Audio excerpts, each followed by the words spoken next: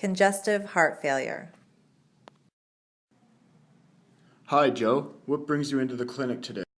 I'm out of breath all the time. I can't keep up with my grandkids, and I guess I feel some chest pain too. This sounds like congestive heart failure.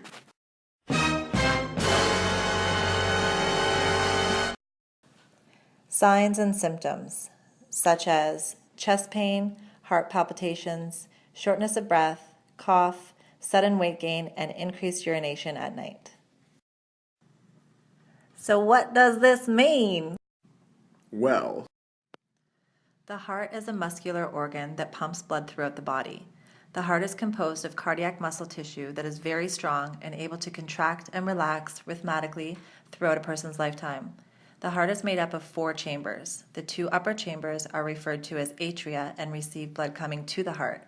The 2 lower chambers are referred to as ventricles and pump blood away from the heart. The right side of the heart receives deoxygenated blood from the body and pumps it to the lungs where it picks up oxygen. The now oxygenated blood returns from the lungs to the left side of the heart, which is then pumped out to the body.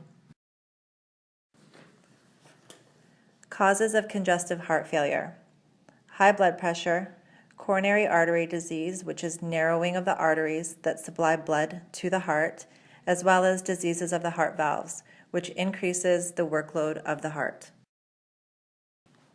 Congestive heart failure starts by injury to the heart caused from the risk factors mentioned previously. The left side of the heart is where the blood from the lungs pumps out into the body. When injury occurs to the left side of the heart, it will have to work harder.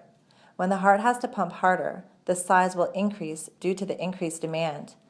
Fluid retention also occurs, which contributes to the heart working even harder. Water and salt retain within the vessels, which increases the pumping ability of the heart. With increased demand and injury, the blood will not be able to pump effectively, which will cause backup of blood and result in congestion throughout the tissues and organs. Oh my goodness! So what are my options? Treatments and medications. The treatment of CHF includes smoking cessations and the avoidance of alcohol. Additionally, clients should monitor their weight every morning. Any weight gain of 2 kilograms or more in 2 days should be reported to the doctor immediately. Also, clients with CHF should modify their diets by greatly reducing their intake of saturated fats and increasing the intake of fruits and vegetables. Moreover, salt should be avoided to reduce blood pressure and prevent fluid retention. Medications. Beta blockers work by affecting the response to some nerve impulses in certain parts of the body. As a result, they decrease the heart's need for blood and oxygen by reducing its workload.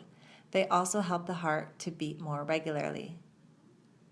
Digoxin increases the strength of the pumping action of your heart. Aldosterone antagonists reduce the stress to the heart and also have a weak diuretic effect. The use of these drugs is usually limited to patients with advanced disease and severe symptoms. Angiotensin converting enzyme inhibitors help reduce the stress on your heart and may prevent your symptoms from becoming worse.